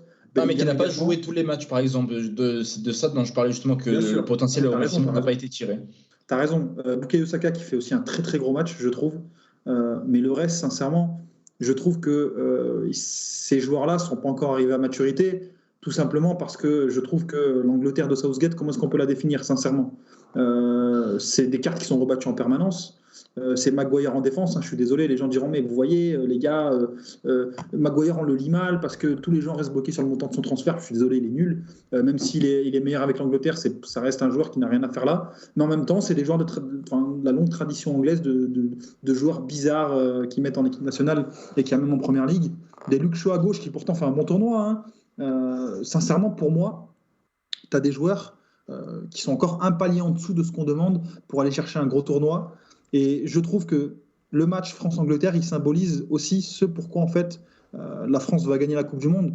C'est que l'Angleterre, aussi intense qu'elle peut être à l'échelle d'un match, au final, il te manque cette expérience, il te manque ce vice, il te manque cette ligne directive sur le plan collectif pour pas te prendre un taquet face à une équipe qui a un vécu collectif beaucoup plus grand, qui a des joueurs confirmés, qui ont l'expérience. Et tu vois, les cadres de l'équipe de France, c'est aussi des joueurs qui ont déjà gagné. C'est des joueurs qui ont cette expérience-là que n'ont pas les cadres de l'Angleterre et qui, sincèrement, ton meilleur joueur, c'est Harry Kane. Et à l'échelle internationale, c'est un loser, entre guillemets, parce que certes, l'Angleterre fait des beaux tournois, mais ils n'ont encore jamais rien gagné. Et pour qu'une génération commence à gagner, parce que ça commence toujours à un moment donné, faut que tu aies plus de joueurs comme Harry Kane chez l'Angleterre, parce que tu prends l'effectif de la France, tu as beaucoup plus de joueurs de classe mondiale, que ce soit en 2018 ou même à l'Euro que perd la France également. Tu as beaucoup plus de vécu collectif et cette équipe d'Angleterre, elle manque de ligne directive. Ce qui ferait du bien, je pense, en Angleterre aussi, c'est que Gareth Porte-Sud prenne enfin la porte, parce que sincèrement, il y en a marre. Lui, franchement, pour moi, il y a un triptyque complètement dégueulasse. C'est Santos, Tite et Southgate. Et ça, franchement, il faut que ça vire. Ah il y en a 2 sur 3 déjà qui sont partis. On espère que Porte-Sud sera le suivant. Alors, rien à voir, mais du coup, ça parle de Mourinho pour aller prendre la sélection brésilienne. Ah, pas Portugal ? Ouais, je sais pas. Non, moi, ce que j'ai vu, je pense qu'il va prendre le Portugal à un moment ou à un autre. Mais j'ai vu ça passer sur Twitter, notamment. Il y a quelques jours. Nico Villas avait relié l'info en plus, je crois. Comme quoi, le Brésil pourrait le laisser coacher la Roma en même temps en plus. Donc, non, je crois pas une seconde à ça. J'y crois pas non plus. Je te dis que c'est une info qui est sortie des médias brésiliens. Je te dis juste que moi, l'hypothèse me plaît, donc elle est vraie. Il y a Ronaldo qui a parlé directement, donc c'est Ronaldo lui-même, et qui a donné quelques noms sur lesquels travaille la Fédé brésilienne. Il n'y avait pas Mourinho. Par contre, il y avait Sampaoli, étonnamment. Oh, ça serait énorme, ça. Oh là là. Un Argentin à la tête de la sélection. Il ferait exprès de faire couler l'équipe. Il est malade, ce mec. Par contre, Mourinho, ça parle avec le Portugal, et ça, c'est une vraie info. Ils sont prêts à l'attendre jusqu'à la fin de la saison, lui proposer un contrat jusqu'en 2026. Non, mais c'est la suite logique des choses. Oui, c'est son histoire, son destin. C'est la suite logique des choses. Mais Erwan, est-ce que ça te ferait pas plaisir de voir Villas-Boas sélectionneur du Portugal ? Oh là là là là. Oh, mais bien sûr. Mais bien sûr, parce que là, pour le coup, on est dans le pragmatisme le plus intelligent possible. On a bien il a tout d'un sélectionneur. Hein. Autant Ah en oui, club, là, il est insupportable, mais il a tout d'un sélectionneur, Villas-Boas. Moi, je l'aime bien en club, mais je peux comprendre ton avis. Allez, pourquoi pas. Il va demander à naturaliser Sanson, les gars. Il va le ramener. Moi, je suis persuadé que Villas-Boas trouvait Sanson nul, mais qu'il n'avait pas le choix. Mais ça, bon, c'est une théorie de révisionnisme historique sur laquelle je ne me pencherai pas. Mais non, mais pour le coup, on a bien vu hier que Didier Deschamps s'est inspiré de ce fameux Angers-OM. Tu laisses la possession à une équipe qui a l'habitude de ne pas l'avoir. Derrière, tu mets tes taquets en contre-attaque et ça fait 2-0. Donc, non, évidemment, Villas-Boas, mais je pense que Villas-Boas, là, il est occupé à investir sur le Bitcoin. C'est une star du football. Les gars, deux grosses surprises dans ces quarts de finale avec le Brésil éliminé par la Croatie au tir au but. C'est mon image préférée du live. Et le Portugal sorti par le Maroc. Laquelle des deux éliminations vous a le plus surpris, vous a le plus fait vibrer même, les gars? La plus grosse surprise, c'est le Brésil. Même pour moi, on va en parler plus tard, mais c'est le plus gros flop de la Coupe du Monde. Le Brésil, après une campagne de qualification exceptionnelle, où ils ont eu une avance considérable en Amérique du Sud, ils arrivent avec une équipe avec des phénomènes à quasiment tous les postes. Ils n'ont pas eu une équipe comme ça depuis 2006. Oui, c'est ce que j'allais dire. Ils n'ont pas eu une génération comme ça depuis 2002, 2006, 2010, 2014, 2018. C'est moins fort que l'équipe avec laquelle ils se présentent là. Donc, ils avaient pas mal de voyants au vert. La profondeur de l'effectif, j'en parle même pas comparé aux autres nations. Ils ont laissé Firmino à la maison. Hein. Et au final, ils sortent comme ça, par la petite porte, face à une équipe de Croatie que je respecte, mais qui n'a pas d'attaquant. La ligne offensive de la Croatie, elle est faible. Et le Brésil, avec toutes ses stars, ça sort, ça choque encore une fois. Et c'est une immense déception par rapport à tout ce qui était attendu. Personnellement, j'étais au Brésil là au début de la Coupe du Monde, mais ils attendaient tous que le Brésil ajoute la 6e étoile. Il y avait même des graffitis sur les murs, notamment à Sao Paulo, où ils avaient déjà ajouté une 6e étoile pour te dire la confiance qu'ils avaient dans l'équipe nationale. Et au final, sortir des quarts de finale, c'est un immense flop, je me répète, par rapport au potentiel de cette équipe. Est-ce que quelqu'un peut me retrouver la liste des 5... Pourquoi Merwan? Moi, je l'avais dit dans la preview, souvenez-vous, pour moi, c'est une équipe de choker, l'Argentine également. Parce que ça sert... tort. Non, mais pour moi, par rapport au passé, Merwan, par rapport aux dernières éditions, mais quand tu vois même actuellement, je suis désolé, tu regardes, le leader, c'est Neymar, qui est le joueur qui choque par excellence, le mec qui passe à côté de sa carrière par excellence. Pour le reste, t'as Thiago Silva, c'est pas mal, mais... Ouais, mais t'as des mecs qui jouent au Real Madrid, qui jouent à Liverpool, qui ont déjà gagné avec des champions, quand même. Non, mais t'as que des pleureurs. Je m'attendais pas au Thiago Silva. C'est des pleureurs, en fait, à chaque poste. Et pour le coup, c'est des joueurs exceptionnels, il n'y a pas de souci là-dessus. Hein. Mais sincèrement, t'as pas de leader. T'as pas de leader. Vinicius, ça va sans doute être le leader en devenir, mais derrière, t'as Marquinhos, sincèrement, c'est pareil que Thiago Silva, c'est des pleureurs. Dans le vestiaire, en fait, pour moi, qui va tenir cette équipe? Sûrement pas Tite. Tite, il est là, vous l'avez vu, on a l'impression qu'il l'avait sorti de l'EHPAD à chaque début de match et il dansait avec nous pour le faire plaisir. Tiens, papy, danse avec nous, on est content. Marquinhos, par contre, entre lui, c'est lui qui se fait bouffer sur le duel avec Di Maria à la finale de la Copa América. C'est lui qui donne les 3 passes décisives à Benzema contre le Real. C'est lui qui rate le dernier penalty avec le Brésil contre la Croatie. Il vit une période compliquée de sa carrière, le cousin.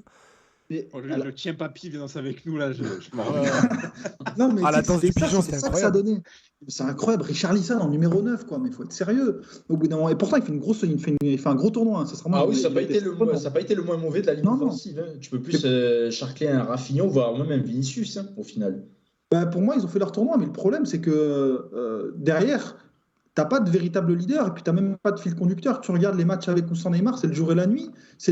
En fait, pour moi, c'est des équipes qui encaissent terriblement mal les temps faibles. Et tu l'as vu contre la Croatie, à partir du moment où tu doutes, sincèrement, hein, j'ai vu la gueule de Marquinhos quand ils encaissent le deuxième but en prolongation. Là, je me suis dit, c'est bon, c'est fini, ça va tirer au but, c'est terminé. Et ces mecs, en fait, ils ont pas de mental. Et en fait, ils ont tellement cette charge émotionnelle.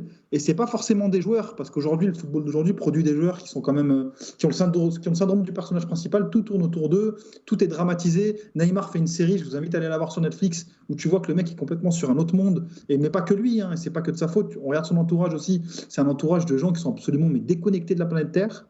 Et tu te dis qu'en fait, tu ramènes tout cela et tu vois que le choker en chef, c'est le chef de l'équipe du choke, ça te choque. Et derrière, contre la Croatie, tu vois, émotionnellement, c'est ailleurs.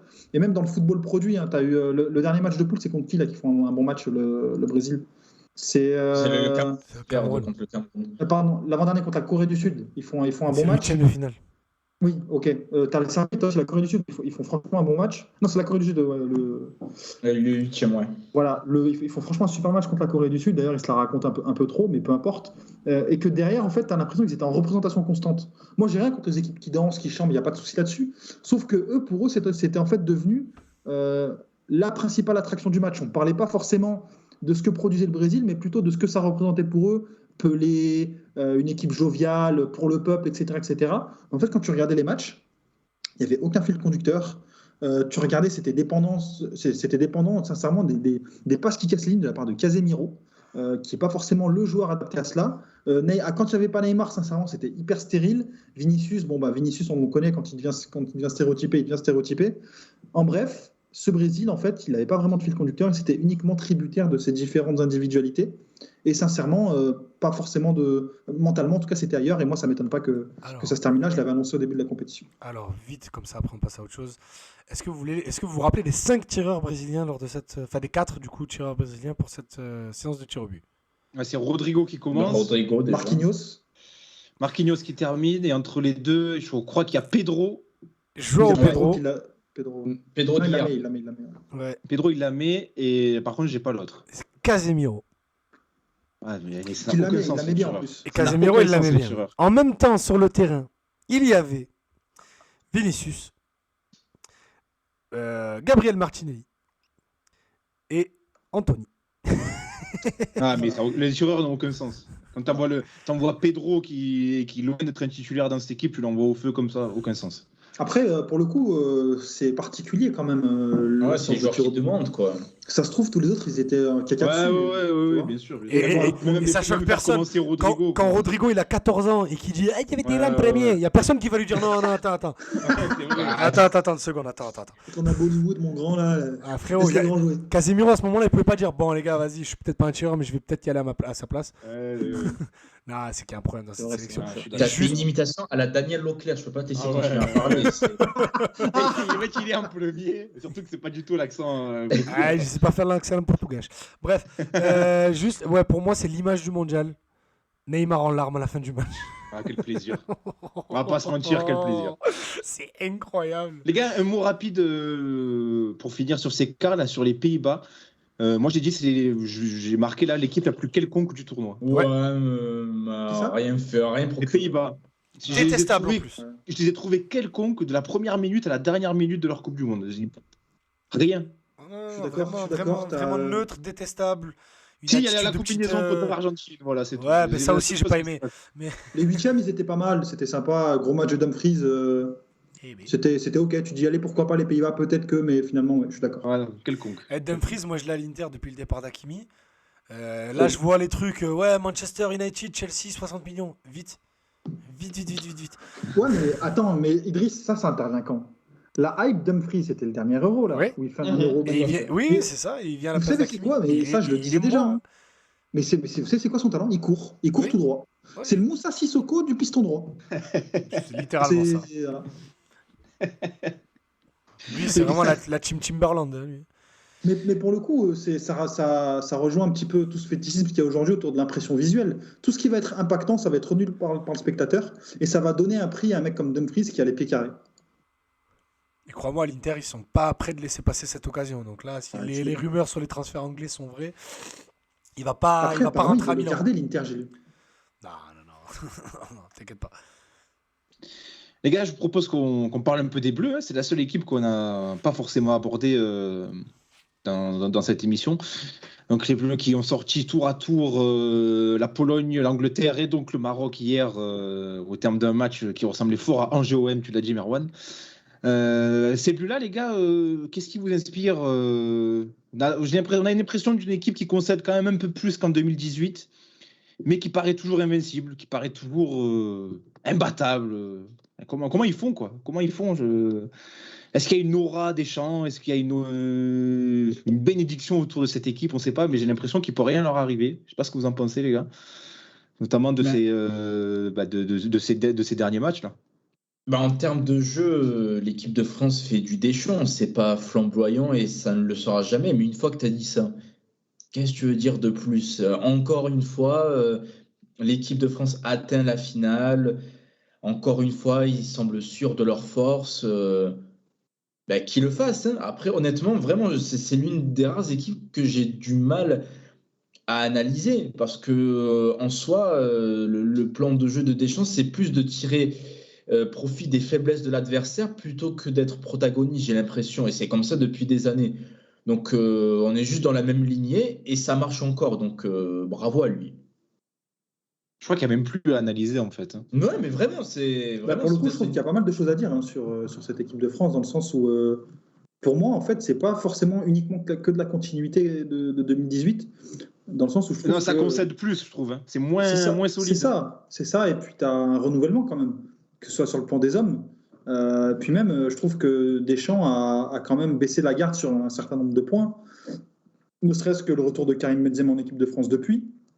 Ne serait-ce que sur Adrien Rabiot aussi, où tu as eu un petit peu le Rabiot Gate, où il faisait trop froid, il ne voulait pas jouer, etc. Et je trouve c'est aussi par la force des choses, Merwan. S'il a Kanté et Pogba en forme, Rabiot ne joue jamais. Hein. Bien sûr, mais Deschamps, à une époque, même quand on était en déche devant, sincèrement, Karim Benzema, il ne le reprenait pas quand même, malgré ses bonnes saisons. C'est que je trouve que pour continuer à être ce qu'il a été, il a dû en fait baisser la garde et il l'a fait de manière intelligente. Il a cédé du terrain sur des choses en fait, où il fallait le faire. Même dans sa communication, il est beaucoup moins verrouillé qu'avant. Il répond à des questions un peu plus tricky qu'avant. Et puis aussi dans les matchs, il a quand même changé de système. Il est revenu à l'ancien. Il a quand même expérimenté entre-temps. Il n'a pas eu peur de tester de nouveaux hommes, de continuer à faire confiance à des gars. Juste avant la Coupe du Monde, sincèrement, il a quand même dit non, il a quand même fait des choix assez forts. Jonathan Klaus, il lui a dit non, alors qu'en termes de profil, c'est aussi ce qui manquait. Pour moi, en fait, le Didier Deschamps, pour continuer à être le Didier Deschamps ancien de 2018, il a quand même dû se renouveler, que ce soit sur le plan idéologique ou sur le plan des hommes. Et je trouve que, sincèrement, la France aujourd'hui, je ne vois pas comment l'Argentine pourra gagner en finale contre cette équipe, parce que tu l'as très bien dit, Mathieu, aussi dominée qu'elle puisse être pendant les matchs, elle arrive toujours à te mettre le petit taquet. Et sincèrement, je ne sais pas vous, et je vous pose la question, vous avez vraiment tremblé contre l'Angleterre, les amis? Ah si, moi j'étais pas bien. Moi j'ai regardé le match avec Ama et il y a des moments où il a trembloté. Non, franchement, moi, quand ils égalisent, je mets un billet sur l'élimination. Moi, quand je voyais Théo Hernandez prendre l'eau face à Saka, je me suis dit, bon, là, ça commence à sentir mauvais. Ouais. Effectivement, c'est passé. Non, moi, j'ai pas tremblé, perso. Moi non plus. Hein. Parce que moi, on était ensemble, hein, Ama était témoin. Hein. Même au moment du penalty d'Harry Kane, même s'il marque en prolongue, ça passe quand même. Parce que moi, on était à la 86e, j'allais pas dire qu'ils avaient marqué avant la fin, mais je me suis dit, je sais pas, pour moi, c'est un peu que j'avais ce sentiment de. Oui, c'est moins solide qu'en 2018, mais tu n'arrives pas à voir cette équipe perdre un match, quoi. C'est un truc de fou, quoi. C'est trop fort, et puis on va en parler, je sais pas, peut-être maintenant, mais Antoine Griezmann qui sort une compétition, mais en d'ailleurs, 8 pièces. J'ai tweeté ça hier en disant que pour moi c'était top 5 histoire des Bleus et pas forcément 5e. Je vous pose la question, les gars, à quelle place vous le mettez dans l'histoire de l'équipe de France, Antoine Griezmann? Je pense qu'il faudra attendre la finale. Il est top 3 déjà. Il est derrière Zidane et Platini dans cet ordre-là. Après, est-ce qu'il passe devant Zidane? Est-ce qu'il passe devant Platini? Je pense que nous, on est trop attachés à la génération ZZ. Je pense pas. Tu vas haut quand même dans le top 3. Hein. Ouais. Tu vas haut quand même dans le top 3. Tu le mets aux côtés de joueurs qui étaient capables de te retourner un match tout seul. Alors que Griezmann, c'est un catalyseur. Mais parce qu'il n'a pas besoin de le faire. Mais ce que je veux te dire, c'est qu'il y avait d'autres joueurs à l'époque qui faisaient ça aussi. Je prends des Patrick Vieira, ne serait-ce qu'en 2006. Certes, c'est peut-être moins. Le palmarès, c'est peut-être moins étoffé, mais tu as des joueurs qui étaient tout aussi indispensables collectivement à d'autres époques, qui méritent aussi leur place tout en haut dans ces classements-là, tu vois. Mais pas, je mets Griezmann tout en haut. Ok. En termes de palmarès, nombre de sélections... Mais tout, même importance au niveau de la sélection, c'est pas juste le palmarès. C'est que c'est le joueur le plus important de l'Euro 2016, de la Coupe du Monde 2018 et de la Coupe du Monde 2022. C'est vrai. Donc, Mbappé est monstrueux. Mbappé est monstrueux. De toute façon, tu gagnes pas, à part quand tu t'appelles Maradona 86, tu gagnes pas une Coupe du Monde tout seul. Donc il a besoin d'avoir des gros joueurs de classe mondiale autour de lui, comme a été N'Golo Kanté Pogba autour de lui, comme a été la charnière Varane-Umtiti en 2018. Là, on a un moins bon... Dans ce cas, tu mets Varane pas très loin alors, parce que Varane, il a toujours répondu présent en équipe de France. Oui, mais il y a moins ce sentiment de domination et de force, parce que Varane, il bénéficie beaucoup 2018, plus. c'est... Oula, 2018, Varane... Attends. Il est pas 53e, hein, je te dis, mais je le mets pas tout en haut, je le mets pas dans mon top 10 si tu préfères. Mais par contre, Griezmann l'est sans aucun doute. Aucun doute. Et après, on verra ce qui va se passer dans les prochaines compétitions. Il y a une noisette qui va pas tarder à faire son apparition, parce que le palmarès commence à être vraiment, vraiment tendu. Bah, c'est simple, il va avoir 2 Coupes du Monde si tout se passe bien. Ah oui. Mais c'est pour ça que les débats, c'est pour ça que je veux que Messi la gagne, parce qu'après les débats où... Il a 23 ans. 24. Wow. Mbappé, c'est déjà l'égal de Zidane. Ça va m'énerver. Pourtant, tu sais qu'on va y arriver. Hein. Donc, je suis désolé, mais il apprend le chemin même pour aller au-delà. Hein, si non, mais qu'au moins on retarde le débat de 4 ans. D'abord, on donne à Messi, et après, dans 4 ans... Le débat, c'est même pas de Mbappé va être... Oui, là, il parle de Pelé. C'est Mbappé, au niveau du foot, dans l'histoire du foot, tu le situes à un moment donné. Mais là, oui, ce que je te dis, ça commence à le comparer à Pelé. Après, pour moi, il faut falloir qu'il gagne une Ligue des Champions pour rentrer dans ce débat-là. Oui, il gagnera. Ouais, il va y arriver. Bah, s'il tire du PSG, ouais. Mais moi, j'ai l'impression que c'est ce genre de mec qui tombe tous les 15-20 ans et qui gagne tout. Et voilà. C'est pour ça que je dis que Messi, il faut qu'il gagne la Coupe du Monde. Tu me dis, mais pourquoi il la devrait à lui et pas à un autre? Ben voilà. Parce qu'il a tout gagné sauf ça, donc voilà. Bah oui, mais c'est pas parce que t'as tout gagné que tu dois forcément tout gagner. Mais t'as dit ça arrive tous les 10-15 ans. Tu peux très bien dire que c'est justement parce qu'il a tout gagné que t'as toujours des points noirs dans les carrières des très grands. Et pourquoi ça serait pas celui-là dans la carrière c'est vrai. Sauf Zidane, il a tout gagné. Tu prends CR7. Ouais, mais il a tout gagné sauf ça. CR7 a tout gagné sauf ça. Et pour le coup, je trouve que CR7 pour moi est un joueur beaucoup plus méritant que Lionel Messi. Ça, c'est ton droit. Non, c'est un autre débat. Mais... Pour moi, CR7, c'est un joueur à l'échelle de sa carrière. Il aurait beaucoup plus mérité cela parce que toute sa carrière, c'est un mec qui a retourné des scénarios pas possibles. Messi aussi, il n'y a pas de souci là-dessus. Non, mais Messi, il a éliminé une équipe en 8e de finale de Ligue des Champions. Il l'a fait plusieurs fois. Non, mais en remontant ses chaussettes. Il a remonté ses chaussettes et tout le bloc du PSG a reculé de 30 mètres. But de Pedro, fini. Bon, après, un contrôle de police fait reculer le PSG. C'est une équipe de... Bref. Non, mais voilà, on va pas faire du Les gars, dans la même veine de ce genre de débat, si la France gagne là, dimanche, est-ce qu'on peut dire que Deschamps est le plus grand sélectionneur de foot de l'histoire? C'est peut-être même le plus gros personnage français. Oui. Oui, sinon c'est qui en sélection? C'est qui? C'est pour la question. Beckenbauer, Zagallo. Il y a un sélectionneur qui a fait un back-to-back. Non, il y en a qu'un, c'est sélection en Italie 34-38. Je crois que c'est pas le même. Hein. Si, c'est le même, j'ai vérifié. Ok. Mais par contre, tu as 2 contextes, c'est l'Allemagne nazie et tu as un mondial à domicile sous Mussolini. Donc, D'accord. Alors, techniquement, c'est pas encore l'Allemagne nazie parce que 38 c'est en France. Non, t'avais l'Allemagne nazie en 38 et je crois que justement c'était déjà l'Allemagne nazie. Ben non, 38 non, parce que l'invasion de la France ils arrivent 3e. Je suis sûr et certain, j'ai vérifié. Non, mais je veux te dire, l'Allemagne nazie, ça s'est passé en France, il n'y a rien à voir avec... Ah non, mais je t'ai pas de la localisation, mais en gros, c'est en Italie. Tu as le mondial 34. Oui, en 34, qui est en Italie avec le fascisme. Si, tu as Hitler qui arrive au pouvoir en 33. Oui, en 33, mais en Allemagne. Bon, bref, c'est pas grave, on se comprend pas. Mais c'est pas en gros, ce que je veux dire, c'est que c'était un pays fascisant. Oui. Qui a bénéficié d'un certain contexte en 34 à la maison. Voilà, c'est ça, c'est tout. Je croyais que tu parlais des 2 compétitions que tu faisais, que tu pensais que l'Allemagne avait envahi la France plus tôt. Bref, c'est pas grave. Non, pas du tout. Désolé.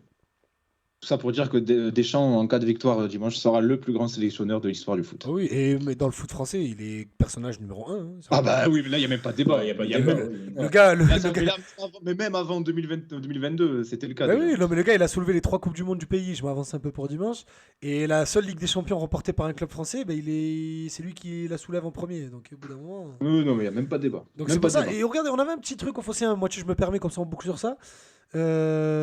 S'il la gagne, est-ce qu'il part en prince ou est-ce qu'il dit vas-y je continue jusqu'à l'Euro 2024? Je pense qu'il continue. Je pense qu'il continue. Oui. D'accord. Il est intouchable. Ça c'est ce qu'il va faire. Est-ce que vous pensez qu'il devrait se mettre en retrait? Non. Je pose la question. Je t'aurais dit oui avant la Coupe du Monde. Là je te dis non en fait. Parce que moi j'ai émis une hypothèse. Après moi j'aime bien l'amour, donc je veux que Zidane récupère l'équipe. Donc moi je me suis dit est-ce qu'il se mettrait pas en retrait là pendant 1 an et demi, il se fait oublier. De toute façon, quoi qu'il arrive, il y aura son ombre après une victoire en Coupe du Monde. Tous les matchs, on dira qu'est-ce qu'il aurait fait déjà. Et puis, il prend la place de Le Gret dans 2 ans.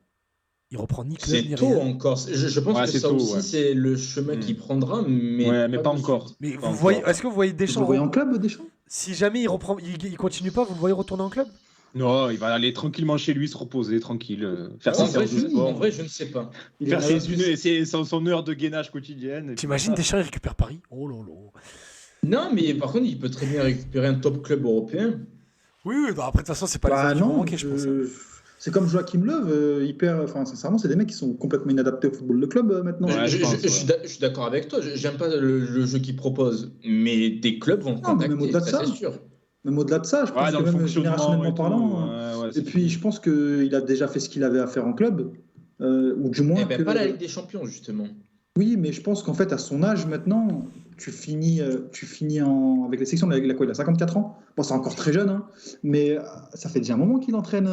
Ça fait quoi? Ça fait 20 ans? Il a enchaîné direct après sa carrière. Il finit sa carrière en 2001 et il prend Monaco l'été 2002. Moi, je pense vraiment qu'il va terminer en sélection et qu'il a même encore moyen de gagner derrière l'Euro. Oui, je pense. Enfin, sincèrement, hein, quand Bielsa avait vu juste sur ça, c'est que les générations de la France, sincèrement, c'est un truc de porc. Hein. Vous avez... Waouh. On fera sûrement une émission la semaine prochaine pour parler des retombées de la finale, tout ça. Donc on va pouvoir évoquer le cas de la France, mais on va reparler longtemps du climat autour de l'équipe de France avant ce mondial, l'affaire Pogba, l'affaire Mbappé, Benzema, là, pas là. Est-ce que c'est l'équipe de France qui l'a fait sortir? Est-ce que c'est le Real qui l'a rappelé? Les 8 absents. Il s'est passé 1 milliard de choses. Les gars, je vous propose, là, tu as 2 jours de la remporter. Donc, bref. On se retrouve la semaine prochaine. Là, on avait préparé des petits top 3, mais bon, là, on a déjà quasiment 1h25. Bon, on les garde pour la semaine prochaine. Hein. Voilà, 1h25 des millions et on reparlera la semaine prochaine. Voilà, on fera un débrief de la finale, on parlera de nos top 3 et même de la Coupe du Monde en général. On n'a pas eu le temps de faire le débat sur la Coupe du Monde, même de parler du fait qu'elle soit placée à ce moment-là du calendrier. Est-ce que vous avez trouvé des choses intéressantes à ce niveau-là? Voilà, je vous propose qu'on fasse cette émission la semaine prochaine, les gars. Comme ça, on ne fait pas trop long pour nos chers auditeurs. Et la prochaine fois, on vous préviendra plus tôt parce que là, on vous a prévenu la veille. Donc les gens n'ont pas eu le temps de... Exactement. Donc on se retrouvera, écouter la semaine prochaine. En plus, ce sera les vacances. Alors, voilà, vous pourrez écouter tranquillement ça. Oui, je crois que c'est les vacances. Hein. C'est les vacances ce vendredi. En tout cas, dans la zone B à Marseille, je ne sais pas si c'est le cas partout. Mais non, c'est pareil partout. Écoute, bref, on s'en fout. Écoutez, on vous a pas cité tous ceux qui étaient là sur le live. Désolé, mais le programme était tellement chargé qu'on n'a pas pu tous vous citer. Mais Samir, évidemment, qu'on salue. Yanis, toujours fidèle au poste. Don Popol, j'adore ton pseudo à chaque fois, je te le dis, mais voilà. Virginie qui était là aussi. Voilà, les fidèles qui sont toujours là, ça fait plaisir. Merci d'être là. Et puis les gars, nous on se retrouve du coup la semaine prochaine pour parler du sacre français, je l'espère. Mais je crains que ça soit au grand plaisir d'Idriss, un sacre argentin. Merci. On se retrouve la semaine prochaine. Salut tout le monde. Salut tout le monde. Marseillais, écoutez l'hymne borétien. Aux collègues, passe ton ballon. Qu'on la mette au fond. Fais-moi une centre, que je le rentre. De la tête ou du pied, le CB va gagner. Passe ton ballon. Qu'on le mette au fond. Voilà, c'est ça les gars. Bien dit, ça fiston.